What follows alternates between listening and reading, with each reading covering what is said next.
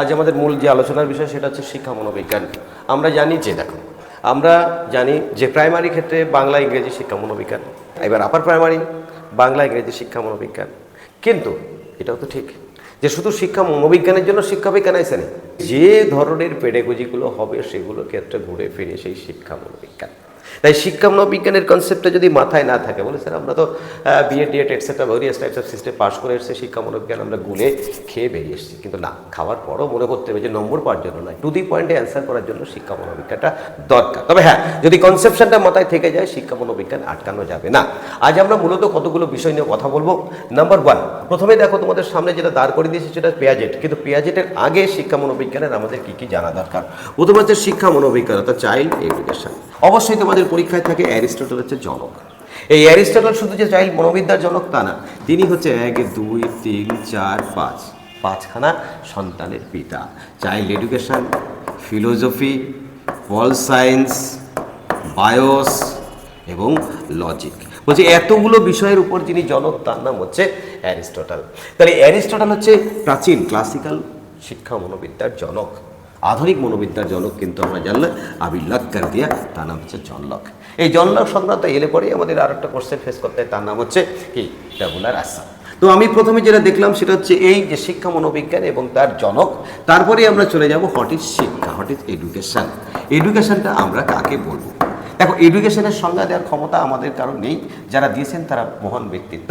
এই এডুকেশনের সংজ্ঞা সম্বন্ধে এক এক করে বলি। প্রথমে স্বামীজি বলেছেন কি, education is the manifestation of the perfection already in man, যে অন্দর পড়ে হয়ে হো প্রতিভা, এই প্রতিভার বিকাশ। তাই তিনি বলেছেন শিক্ষা হলো মানুষের অন্তর্নিহিত সত্তার পরিপূর্ণ বিকাশ। কি বললাম?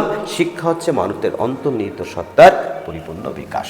স্বামীজির পরে আমরা যার কথা বলবো তিনি হচ্ছে जॉन ड्यू বলেছেন education is the reconstruction of the experience. हम लोग जिंदगी में चलते चलते बहुत सारे एक्सपीरियंस हो जाते हैं, उसे लेके अगली जिंदगी कैसे चलेगा, সামনের জীবন কিভাবে চলবে, এই যে রিকনস্ট্রাকশন অফ দ্য এক্সপিরিয়েন্সের যে পুনর্গঠন, অর্থাৎ অভিজ্ঞতা হলো অর্থাৎ শিক্ষা হলো অভিজ্ঞতার পুনর্গঠন, জন ডিউ। এরপরে যার পর হচ্ছে ফ্রয়েবেল বলেছেন শিক্ষা হচ্ছে আমরা যারা জীব, আমরা যারা মানুষ, এই সমাজের সহিত নিজেকে খাপ খাইয়ে নেওয়া, সেটাই হচ্ছে শিক্ষা। ফ্যাক্ট, রাত দিন 24 ঘন্টা সমাজের যে সহিত যিনি ভালো খাপ খাওয়াতে পারেন তিনি ভালো শিক্ষিত লোক।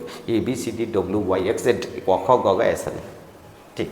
নেক্সট, পরবর্তী কথা ভারতীয়দের মধ্যে চলে যাই। স্বামীজি বলেছেন শিক্ষা হচ্ছে মানুষের দেহ, মন এবং আত্মার পরিপূর্ণ সমন্বয় সাধন বা বিকাশ। তাই এই যে চারজন ব্যক্তির মধ্য দিয়ে আমি ক্লিয়ার করলাম হোয়াট ইজ এডুকেশন। এডুকেশনের পরেই এডুকেশনের সঙ্গে যারা যুক্ত তাদেরকে জানা দরকার শিক্ষা শব্দটি এসেছে শ্বাস ধাতু থেকে, যার মানে হচ্ছে শাসন করা। কিন্তু শাসন করা থেকে এখন ভালোবাসার জায়গায় আছে। তাই আমরা মনে করি শিক্ষক হবে friend, philosopher and guide, FPG। তাহলে এইবার এখান থেকে একটা জিনিস আমাদের পরীক্ষায় থাকে, হোয়াট ইজ টিচার কীরকম হওয়া দরকার। এ নিয়ে অনেক কোশ্চেন থাকে। টিচার কেমন হওয়া উচিত? টিচার ভালো পোশাক পরবে, কত ঠিক আছে।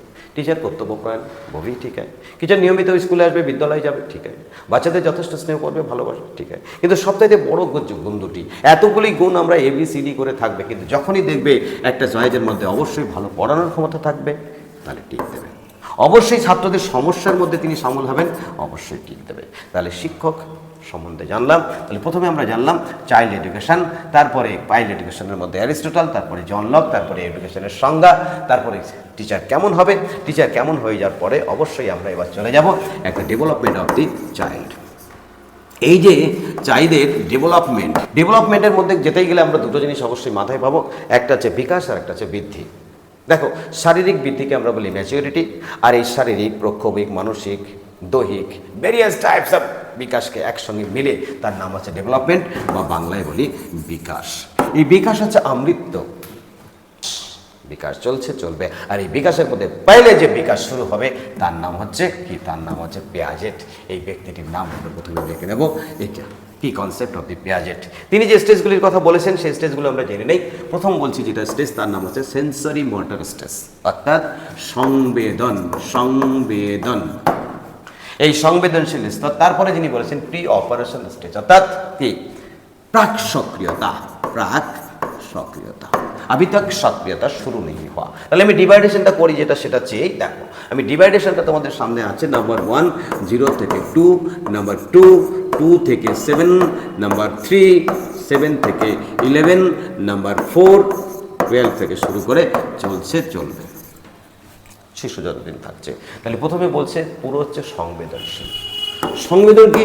একটা বাচ্চাকে আমরা সংবেদন কি করছে, তাকে আমরা তার নাম ধরে ডাকলে বুঝবে না, তাকে কি জাস্ট আলো দেখাও চোখ বন্ধ করবে, তাকে টোকা মারো জেগে উঠবে।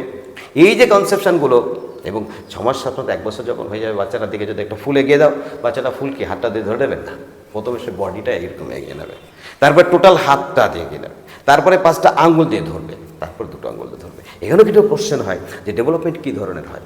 ডেভেলপমেন্ট হচ্ছে সমগ্র থেকে অংশের দিকে। নেক্সট, তাহলে আমরা দেখলাম 0 থেকে 2, তারপরে 2 থেকে 7। এই স্টেজে বাচ্চা মনে করে পৃথিবীর সর্বপ্রাণবাদ, অর্থাৎ পৃথিবীর প্রতিটি বস্তুর মধ্যে তার প্রাণ আছে, এবং এই পৃথিবীর সমস্ত কিছু সব কিছুই তার মা বানিয়েছে এবং বাবা সহযোগিতা করেছে। এবং একটা জিনিস সদায় রাখতে হবে, সর্বপ্রাণবাদ, অর্থাৎ যেতে যেতে তার কোথাও লেগে গেল, ব্যথা হলো টেবিলটাকে মেরে দিলে মনের শান্তি, অর্থাৎ প্রতিটি বস্তুর প্রাণ। বস্তুগত ধারণা আবি তাক ক্লিয়ার নেই হওয়া। যখন ক্লিয়ার হলো তখন তার বয়স অলরেডি কোথায় চলে গেল, অলরেডি তার বয়স 7 থেকে কি 11-এ ঢুকে গেল। অর্থাৎ এই সময়টা আমরা কি বলছি, এটাকে আমরা বলছি কংক্রিট অপারেশনালস। কংক্রিট মতলব বস্তুগত ধারণা, অর্থাৎ তার মধ্যে বস্তুগত ধারণা। এই বস্তুগত ধারণার মধ্যে তার ক্লিয়ার হচ্ছে যেটা, সে হচ্ছে কি এই সময় তার বস্তুগত ধারণা হলো এবং পরবর্তীকালে সেই ধারণাটা ফরমাল তৈরি হলো। তাহলে আমরা এই 4টি স্টেজটা ভালো করেই বুঝে নিলাম। কিন্তু তাহলে তোমাদের পরীক্ষা যেটা থাকতে পারে সেটা হচ্ছে এই যে কটি স্টেজে ভাগ করেছে, 2-একটা স্টেজে 2-একটা বৈশিষ্ট্য সম্বন্ধে আসতে পারে, সেইটা হচ্ছে তোমার পেঁয়াজের এই জ্ঞানমূলক বিকাশ বা প্রজ্ঞামূলক বিকাশ হচ্ছে আমাদের জীবনের শিক্ষা মনোবিজ্ঞানের সবচেয়ে গুরুত্বপূর্ণ একটা অধ্যায়।